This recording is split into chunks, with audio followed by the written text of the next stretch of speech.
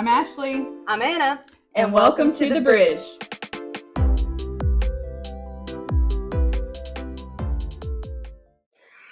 Okay. Welcome back to another episode of the Butterfly Bridge podcast, The Bridge. I'm Anna, and I'm here with Ashley, my favorite bestie co-host.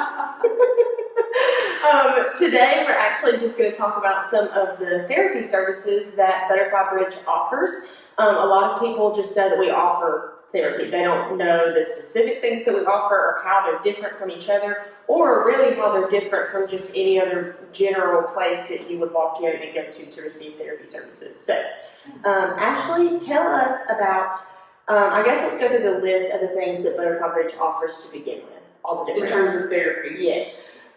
So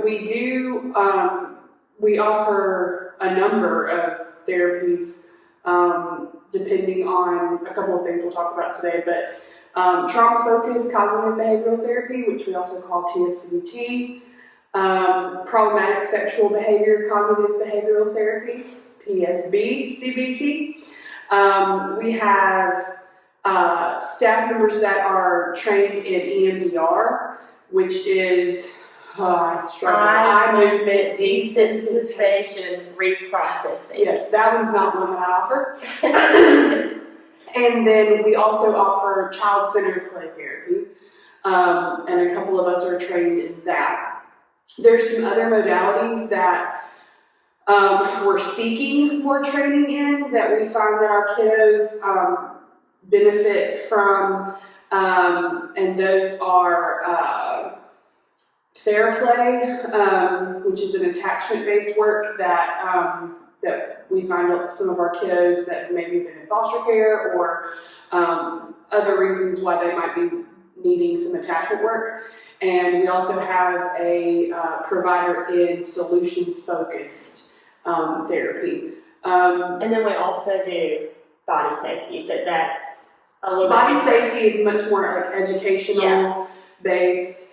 And certainly there's a therapeutic presence to that. Caregiver support that we offer to non-offending caregivers is also more education-based. Again, using therapeutic strengths, but not necessarily considered therapy.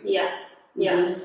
So that's a lot of stuff. And that's just the therapy, or like Ashley said, some of those are not necessarily therapy specifically, like the caregiver support that she mentioned and body safety, but we can use those in therapy-like ways sometimes. Mm-hmm. Those are more educational, but those are like the services as far as the mental health services. We're going to break these down. We are, in future podcasts. Yes. We'll also talk about next, so this is March's, obviously, month for the podcast, but April is actually Child Abuse Prevention Month. So in April, we'll talk about all of the other things that Butterfly Bridge does, like for the community and prevention stuff and training and outreach that we do, but that's a whole separate arm of Butterfly Bridge. So there's a lot of things that we do, but this is just specifically some of the mental health services and education, part of the education stuff that we offer. So Ashley is actually one of our people for a couple of these specific therapy types. So we're going to talk about those today from her perspective, just things that she's learned about these specific modalities and context that they may be used in, and maybe even some misconceptions around some of these. So the first one that we see our therapists use most often is TFCBT, which is the trauma-focused cognitive behavioral therapy that she was referring to a minute ago. Mm-hmm. So tell us kind of the context that is appropriate for and what overall it even is. Really. Sure. I want to back it up just a little bit and say that I have plenty of people come to me, and I'm sure we get phone calls, can I get my kid into therapy? Yeah. And the kids that we see are not just calling and scheduling intakes. The number of therapists that we have on staff is limited, and so the number of providers that we have today, March 13th, when we recorded this, is what? 1, 2, 3, 1, 2, 3, 4, 5 on staff, and then we utilize our interns. If you consider the amount, and not all of those people are full-time. So the number of full-time therapists right now we have on staff is like 2. So all that to say, it's not that we don't want to offer it to all the children in our community. It's just a inability to meet maybe the need. So the kiddos that we're offering therapy to are kids that have been interviewed here for alleged abuse, physical, sexual neglect, and so, or witness to domestic violence. So when they've come through and had an interview, our advocates are offering them, talking to them about the therapy services that we provide. And then they're referred to a therapist.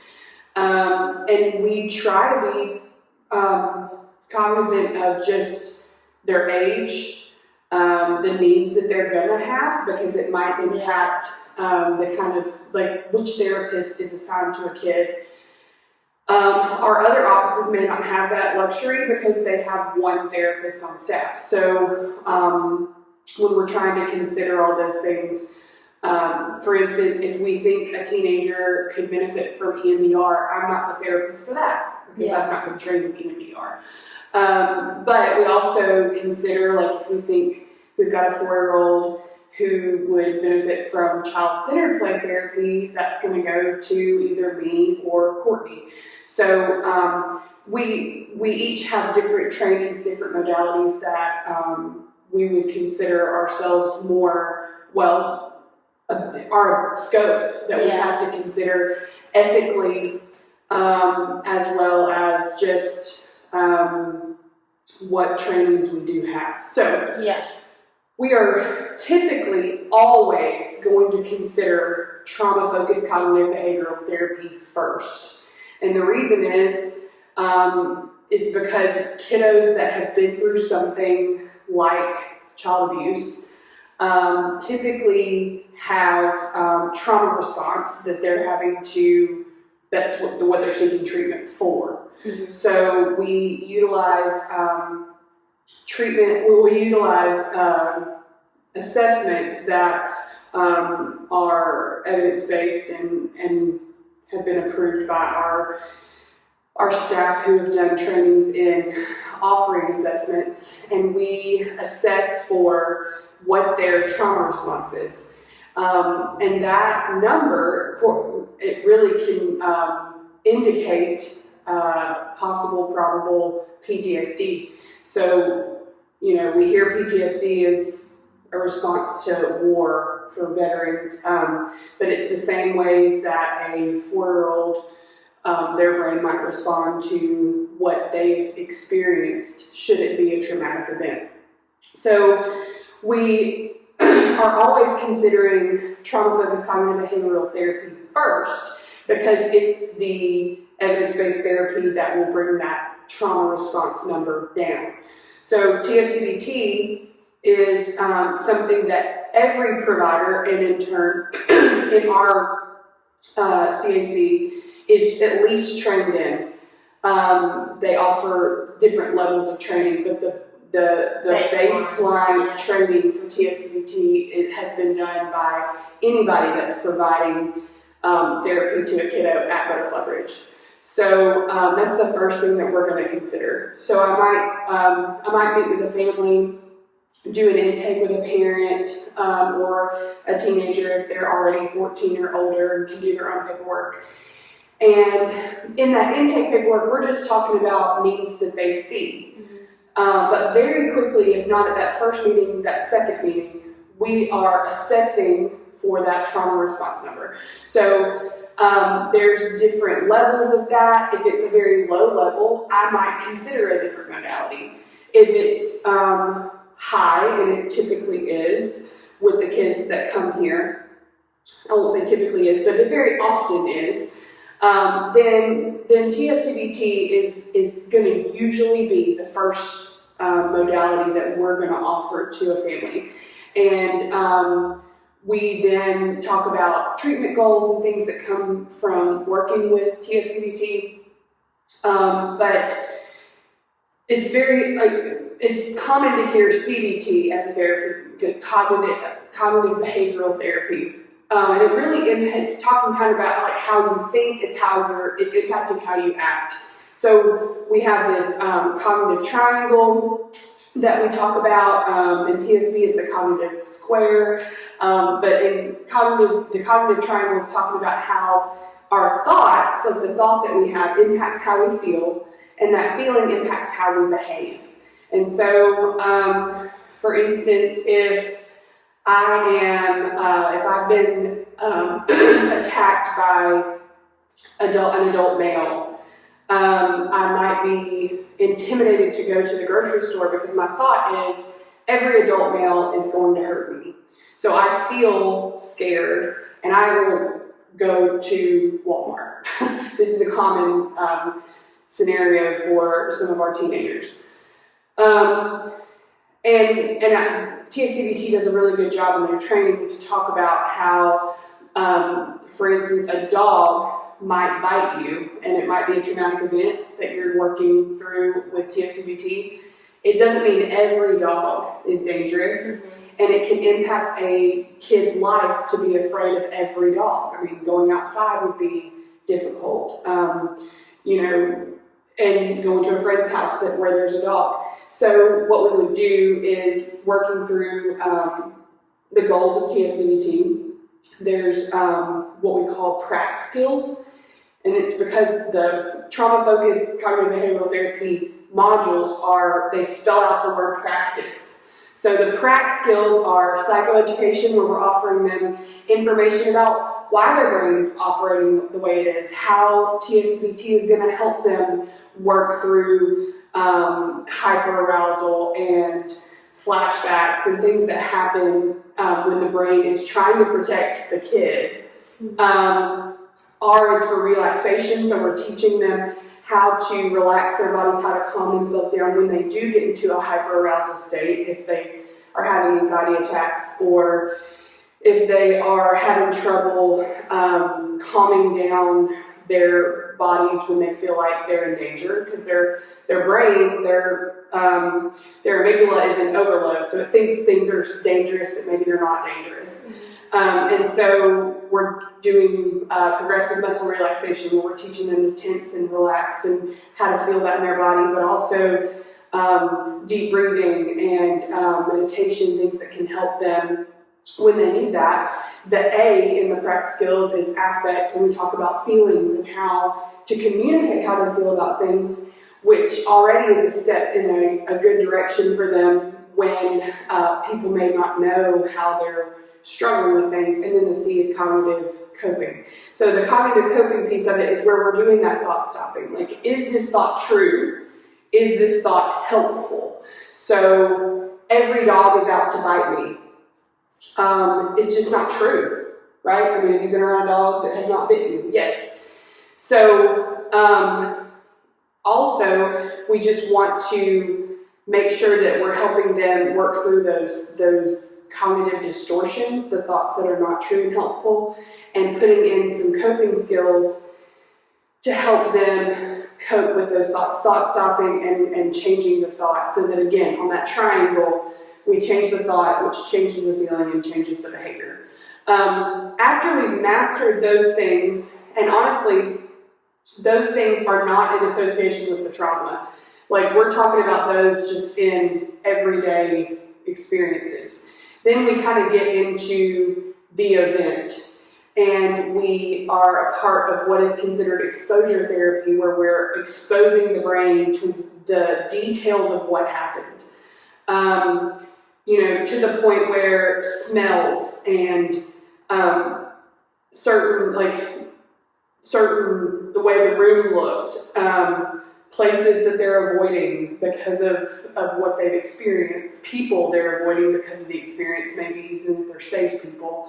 All of that, we're exposing the brain to that, and we do what we call habituation, where say a specific perfume reminds them of this event and it can send them into a panic attack. Well, actually, let me back that up. When we're doing like the first initial exposure therapy, we're doing what we call a trauma narrative. Either they're communicating it to me and I'm writing it down, or they've written it down and they're practicing reading to me the details of this event. So when that happens, they may get to a point in the story that is hard for them to read, or they're emotional reading it, and we habituate to that. We stop there. We sit with that. I'm constantly assessing where they are on their emotional scale. Like if they're in, we certainly don't want to be in a high distress. We're pushing that as far as we can go, but then we're going to use those practice skills that we've already learned to bring it back down before I send them home. So that's why we do practice skills first. Then we're doing this trauma narrative piece. And then after we've habituated to it, it's amazing. They can come back the next week, read the same story, and get to that part, and oftentimes they can read through it. And it's not as triggering to them because their brain's been exposed to it, and it's healing. But the problem is that when we're avoidant of these things, it stays in this place of triggering, this high distress. So we do that, and then we get into the teams for trauma narrative, the in vivo, which is basically things that we think are not safe that are. So like if you're afraid of every dog, we're going to work on let's say we look at pictures of dogs one week. How does this make you feel on the SUD scale? How does this make you feel in terms of distress? Habituate to that. We're going to listen to dogs bark. We're going to do different things. And then when I feel like we've gotten to a place of feeling, low distress level, but also just kind of feeling safe with that, I might bring in Fitz, who is our dog, our facility dog, and allowing the kid to, respond. That's just an example of one. But like I said, there's a perfume, letting them smell that, even if it is emotional for them initially, the next time as we're habituating, it's interesting to watch their brain heal. It's like their brain is learning new memories with this safe thing. I'm not saying, hey, let's bring in the offender, but because that is obviously not safe. But the things that are considered triggering or scary to the brain that really are not the dangerous part. There's attributes about their story that are actually not unsafe things. It's this because the experience, the core experience was unsafe. Now everything around that too is also unsafe in their brain. And why is this important? Because if they can't control who's wearing that perfume. Right. Every time they smell that perfume, it doesn't mean they're going to be attacked. But their brain remembers that as we were in danger when we smelled this. Right. So it's like we're teaching the brain, hey, smell this, and nothing dangerous happened. Yeah. And it helps them not be triggered at school or triggered out, and about.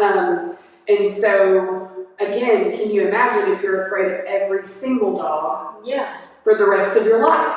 Yeah. It would impact your ability to walk outside. Mm-hmm. We would want them to work through just the pieces of this that are impeding their life. Like things that are making your life less practical and less functional. Like there are aspects of this that we have to work through so you can live a healthy, functional life. Like you don't want to live held back from simple things the rest of your life. It's not that the experience was not valid or it never happened or something, but there are other aspects around the experience that's like, you have to be able to see dogs because we're going to interact with the dog at some point in the rest of your life, or against men in general, or whatever the thing. It very often is. A lot of mine will say, like, I'm afraid to go to Dollar General because I think that every man that's there is following me. Mm-hmm.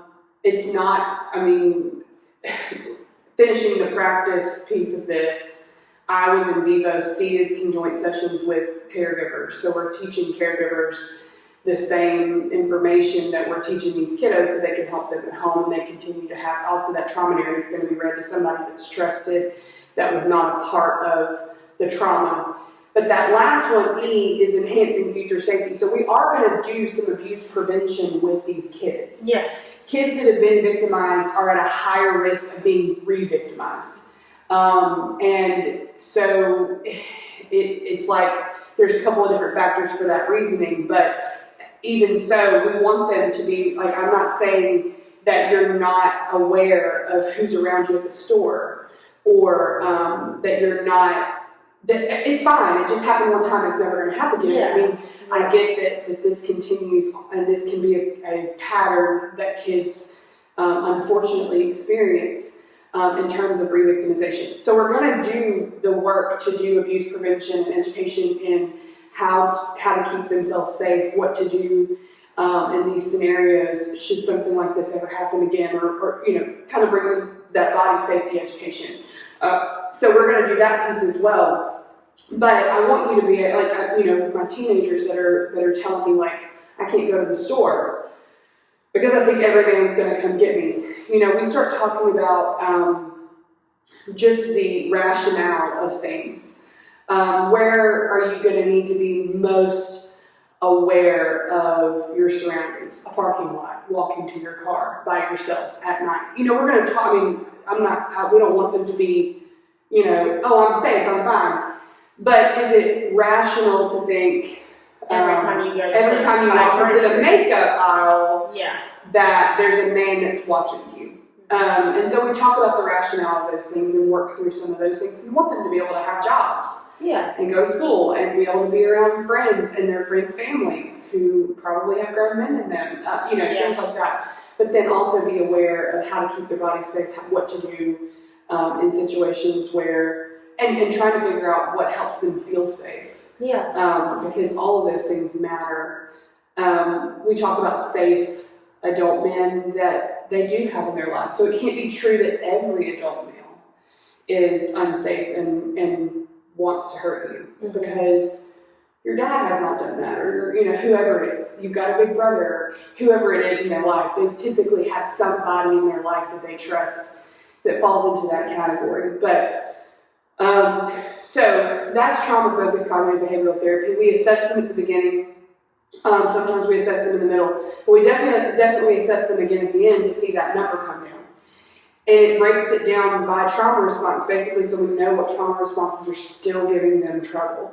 And then therapy is really not over until we're at a much more livable, with less trauma response than what they've come in with. And this is, TFCBT is just the evidence-based modality that is used to treat PTSD. yeah. The other that I can talk about today, well, I can talk about two others today. One is the problematic sexual behavior, cognitive behavioral therapy. It's a little bit weird. PSB, problematic sexual behavior, is a trauma response, and it can be associated with kiddos that have been abused. Typically, what's interesting is with girls, if there's a female that's showing problematic sexual behavior, she may be impacted.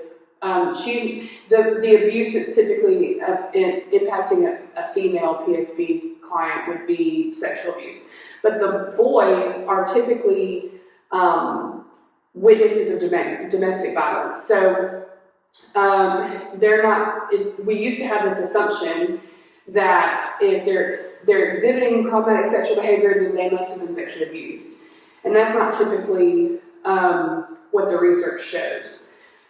Sometimes there's no trauma involved. It's kind of born out of curiosity or just changes, And it's or just lack not redirected in a healthy or lack of supervision. Yeah. Um, And I think another thing is when we say they're exhibiting, like all of this sounds like such high level like verbiage and stuff, but problematic sexual behavior is just inappropriate sexual behavior. So it would be that child that is receiving the PSB service, they have acted out sexually in an inappropriate manner. Yeah. So we're trying to teach them what is appropriate versus what is not. So Ashley's just kind of talking about some of the reasons that kids may start acting out in that way, which is what she was saying. Sometimes it's not necessarily a trauma response, like something may have not happened to them. We have seen before where a child is sexually abused themselves and their brain says, this is how we interact with other people, and it's just not, and we're having to, reteach them that. But some of the things that she was saying is sometimes it's born out of curiosity. So there are sometimes that kids may experiment or try things or just be curious, but there's not enough proper supervision in place, or maybe the redirection was just a poor redirection and it didn't actually teach them, hey, this is what is the appropriate context for that and what's not, just out of lack of knowing better. So anyways, that's kind of what that means, and Ashley is one of the people that provides that service to some kids here. So what's interesting about this behavior and about our relationship with kiddos that are exhibiting this behavior, we are not a organization that interviews offenders. Right. That is going to fall on law enforcement, DHR. Who we are the ones that are interviewing children who are alleging this abuse. But in this case, when we have child on child kind of behavior, we do typically interview the kid who has exhibited the behavior. And notice I'm not calling that kid an offender, because we don't consider these kids that we're talking about offenders. And this is also not us talking about a 17-year-old that has done something to a 4-year-old. Right. There's parameters around this and stuff, but what she's referring to is very often we see this on kids that are in close age ranges and stuff like that. So I am working on certification in school age problematic sexual behavior, cognitive behavioral therapy. So that is from the age of 7 to 14. We do not get involved in offering the therapy to adolescents that might be adjudicated, charged with anything, because that would put them in a different category of client. And we, at a children's advocacy center, we can't have alleged offenders on site. This is a place for kids who have been victimized, and so that's just not the nature of what we're doing. There are some cases, though, where adolescents are exhibiting problematic sexual behavior and they are not being adjudicated or charged with anything, and so we are able to offer them therapy. Certainly not with the kid that this happened with or any of those kinds of things. We have different parameters for these kids that are coming in for this specific therapy. We have supervision for these kids while they're in a waiting room, things like this that we've thought through quite a few things. But what we do know about this behavior is not that it means that these kids are going to grow up and be pedophiles or be arrested for this. A lot of times, especially when we're talking about what's great about this exact modality, the problematic sexual behavior, cognitive behavioral therapy, is that 97%, this is PSB-CBT's numbers and research, but 97% that go through this modality do not go on to reoffend. Right. The difficult part that I have with PSB-CBT, and let me say I love this modality. I really believe strongly in it. The difficult part that we have is that it is a heavy caregiver therapy, meaning that every single session I'm meeting with a caregiver, sometimes without the kid. So every single session, for 19 sessions at least, I'm meeting with a caregiver, and a lot of the time I'm also meeting with the kiddo. And it's because PSB-CBT requires that this supervision and the understanding of communicating with children is so important to these kids, their success in future behaviors. Yeah. And so when it comes to like what we're teaching, it's still that cognitive behavioral therapy. So my thought impacts my feeling. They talk about sensations because there's sensations in your body you cannot control. Hunger is one of them. But just talking about like bodily responses that they can control. Sweating, hunger, but also we're going to get into sex education and giving them information because that's so powerful for kids to understand their bodies, to understand what's going on so that they can have some control. And what we want to teach them is impulse control. So we do a lot of the feelings work, stopping and saying how they feel about things. But then we get into impulse control, which families love because that's the part that they're like, stop the behavior. And this is where we're teaching them that, but we're doing the relaxation, we're doing the feelings work, we're doing the impulse control work, we're doing social stuff. Some kids are just not socially regulated to understand what's appropriate and what's not. So we're doing that work with these kiddos. We do get into sex education and we get into empathy work. Empathy is so hard to teach a kid. Mm-hmm. How did this other kid feel when that was happening?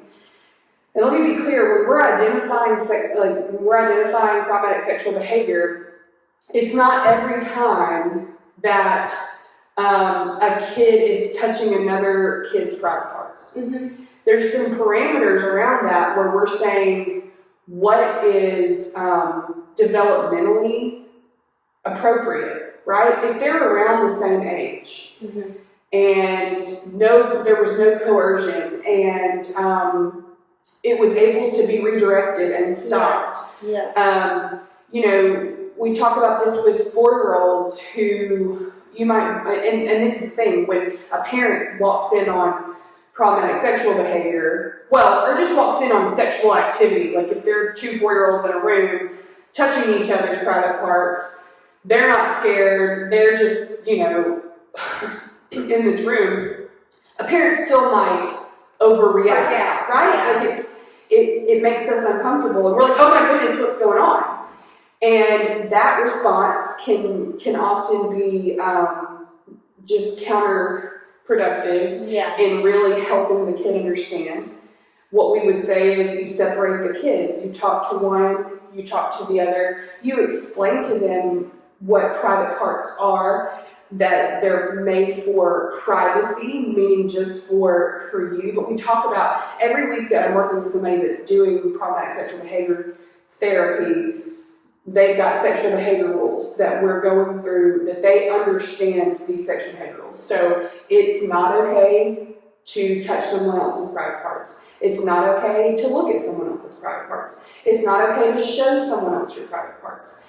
It is okay to touch your own private parts if you are in private and not taking too much time. They have to bathe. They have to, clean themselves. But at the same time, what we're trying to help them understand is private parts are not bad parts. Private parts are private parts. And there's a difference. We sometimes misconstrue the message and they get this idea that they're bad kids, sex is bad, my part, and this is not the message we want them to have. Their bodies are made for sex. There are parameters around that are healthy. Certainly not in this school age, and we're going to talk about that. We're going to talk about how your body's made, what it's made for. But then also the last 2 are, it's not okay to make people uncomfortable with your sexual behavior, and it's not okay to use sexual language. They can quote those and are part, that's the part of the therapy every week that they come in, is that they say those 6 rules every single time. They know them, and they're expected to keep them at least for 3 months, so that there's a lot of supervision in the beginning, then we can start dialing some of that back, because here's the goal. The goal is not that they live in this little jail cell and never do this behavior again. Yeah. The goal is they know what to do so that with freedom, they're still making the right choices. That's going to get into technology use. That's going to get into That's a big indicator sometimes, is just what they've seen online. What do parents have in place to help them with those things? So yeah, the PSB CBT has been offered in our CAC for a little over, maybe almost 2 years now, and it does meet a need in the community, and I'm a big fan that we offer that. Yeah. The last one we're going to talk about today, we've touched on some other ones, but child-centered play therapy, which my theoretical orientation already is person-centered. This is not necessary to explain to you guys as much as when we do child-centered play therapy, there's just a difference in how we are interacting with children in the playroom. And it can be a little bit, it's interesting if you ever get to watch, you can Google some of these, but Googling some child-centered play therapy sessions and listening to a play therapist talk to a kid. But what we believe, what in essence we think, is that the way that kids communicate is through play. So you can do this for kids that are older, but certainly these little 4-year-old, 5-year-old, sometimes 3-year-olds that we see, and they're communicating to us through the way that they play. They may not sit down and say, "Anna, let me tell you about what happened to me," but inevitably, the way they play things out is communicating some things to us. The pillars of child-centered play therapy that we go into a room, we set very few limits. I'm not saying there's no rules. I'm not saying that there aren't any rules, but there are very, very few. Okay? And that can stress out some people. If we had a teacher on today, they would be like, "What?" Literally, I want to set as few rules as possible, because if I'm limiting them, it really impacts the way they're communicating with me, right? If I sat down with you and had a conversation and said, "Anna, we're going to talk about this today. I don't want you to talk about this. I don't want you to talk about this." You're already like, "Let me make sure I don't do I'm that." really tight, like you're thinking about the rules. Yeah. And kiddos with, because child-centered play therapy works great with kids with behaviors. Kiddos with behaviors, man, it really blows them away when you're not focused on their behaviors. I had a kid come in who I wish we were in the playroom to talk about this, but we have these little bitty shelves, right, with all little miniatures on them, and he's just throwing down every single one. Now inside, I'm dying. Sure. Because these are basically like little tiny little action figures that we use in the sand tray. And inside I'm dying. But in this moment, his play is communicating something to me. So I am not setting that limit. And it's so interesting to watch them change when they realize I'm not going to focus on the behavior. Yeah, like sometimes they're doing things to see, is she going to... So the limit setting, though, again, there are limits. So, for instance, if they're hurting themselves, there's things. If we're going to leave the playroom, we're done for today, and we'll try again next time. And I keep it very, very chill. Like, if you choose to jump off the table, you're choosing to end our session today, and we'll try again next week. Mm-hmm. And that's just how I say it. We'll try again next week. They always laugh at me like, "That's a choice." Yeah. Like, that's a choice. And we'll try again next week. And we keep it very level. Like, we don't want anybody to feel as though there is animosity or anger, or we're not putting shame associated with the behavior, but we're being consistent with the limits that we do set. So a child-centered play therapist, that their window of tolerance cannot tolerate pain, do not put it in the playroom. Like, we cannot have, we don't want to have these, kids can also be avoidant by doing the thing that's gonna make you upset. Mm-hmm. I also have kids who come in who don't know how to play. They're like, "What do you want me to do?" Our play therapy room is phenomenal. Yeah. And if a kid that walks in 6 years old sits down at the table and is like, what am I supposed to do? That's telling me something. And a lot of times it's avoidance. It's almost like a vulnerable thing. Like, you're going to watch me play. Yeah. And the play therapist does not interact unless they've been invited. Like, it's just very interesting. Child-centered play therapy is very interesting. So the pillars are what make pillars: limit setting, tracking behavior, and tracking feeling. And this is important. So if Anna is playing with her ring on her finger, and I say, you're playing with your ring, you're touching, blah, blah, blah, whatever it is, they're holding the doll, you're holding that doll, oh, you're wrapping the doll up. Like, I'm literally saying, there's some kids that'll be like, why are you repeating everything I'm doing? Narrating. I'm narrating. But it means, what it's telling them is, I see you, I am interested in what you're doing. And then also, if we're tracking feeling and we're doing that accurately, it's telling them, like, you understand me. So, you don't like to play. You don't like, I'm trying to think of some scenario that they could be doing. You don't like that the baby's crying. Or, and I'm trying to, like, associate that feeling. And I might, if I'm going to step into that and say, oh, it makes you sad. Like, I want to get that feeling right, because it's telling them that I'm understanding them, and they can continue to trust me with those things that they're communicating. So, tracking behavior, tracking feeling, limit setting, returning responsibility. This is hilarious, and Courtney and I get joked on a lot for the ways that we talk about this with kids, and we might say it to each other because we both offer child-centered play therapy, and it's funny, but the kids will inevitably come to you and say, should I do this or this? And our response to that almost every time is, in here you get to decide. In here you get to decide. We walk into the play therapy room. This is our special play therapy room.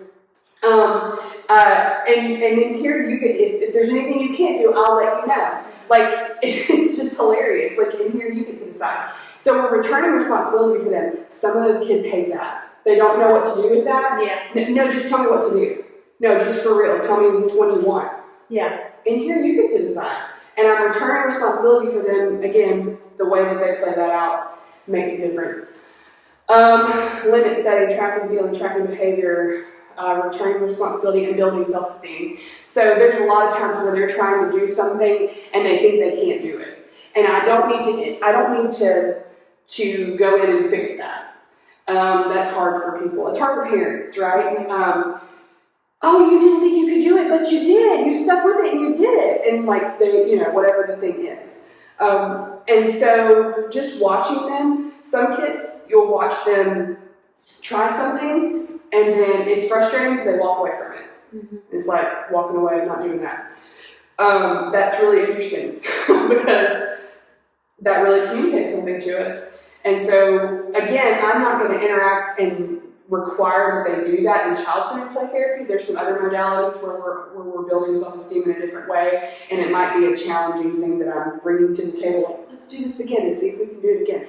But I can watch kiddos build their self-esteem as they do it, and my response to that is, you didn't think you could do that, but look at you, you did it. And watch them kind of grow in that, which is always a really interesting transformation as we're seeing child-centered play therapy impact the kids that we're working with. So yeah, that's usually for a younger, in my experience, younger, but there's been some teenagers I've had in the playroom, especially ones that don't communicate well, that you can find that they can play things out better, maybe in sand tray, or it's just helpful for them to be distracted by something else while they're talking, like eye contact's hard.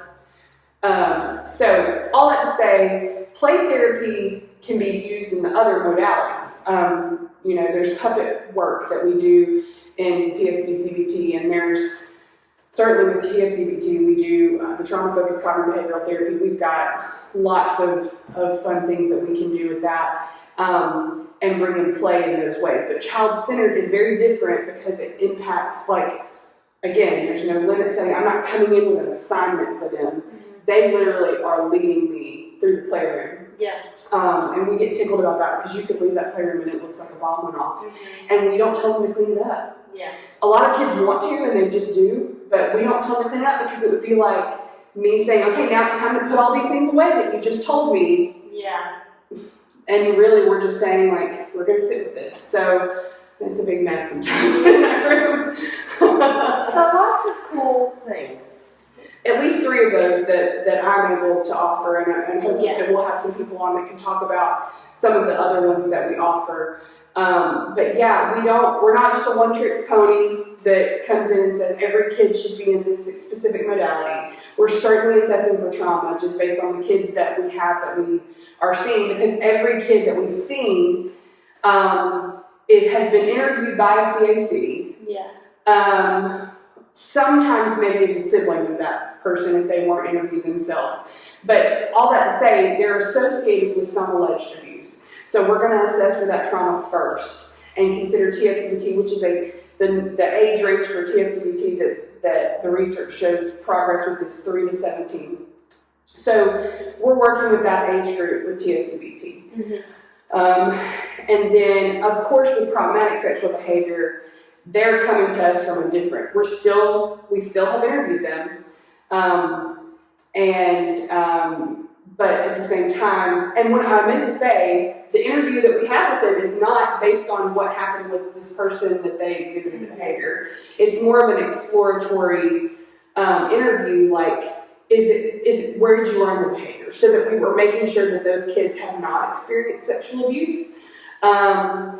Or, maybe been shown pornography by somebody that shouldn't have shown it to them. Right. But a lot of cases, it's not associated with sexual behavior, sexual abuse, or any of those things. It's just part of development or something they've seen on YouTube. Unfortunately, they get to pornography all by themselves. Somebody at school has shown it to them.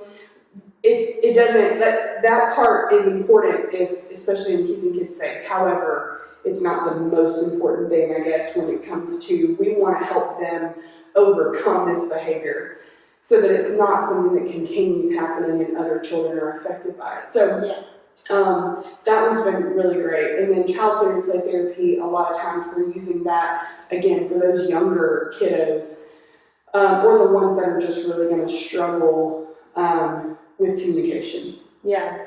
So we have a lot of services that we can offer kids here, which is a really great thing, and a few of those Ashley was able to shed some light on for us today because she offers them.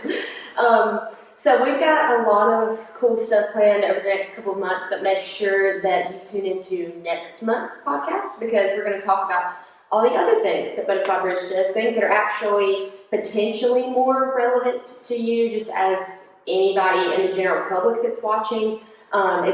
These are things that the community can be involved in and get resources from, and just ways that you can be connected to us that's not solely off the vessel of like if you had a child personally have to come here for any kind of reason. So we're really excited about that, and we're excited to do all the things for Child Abuse Prevention Month kickoff. We'll talk a lot about that next time. So we hope you enjoyed today. Yeah. See you next time. Bye.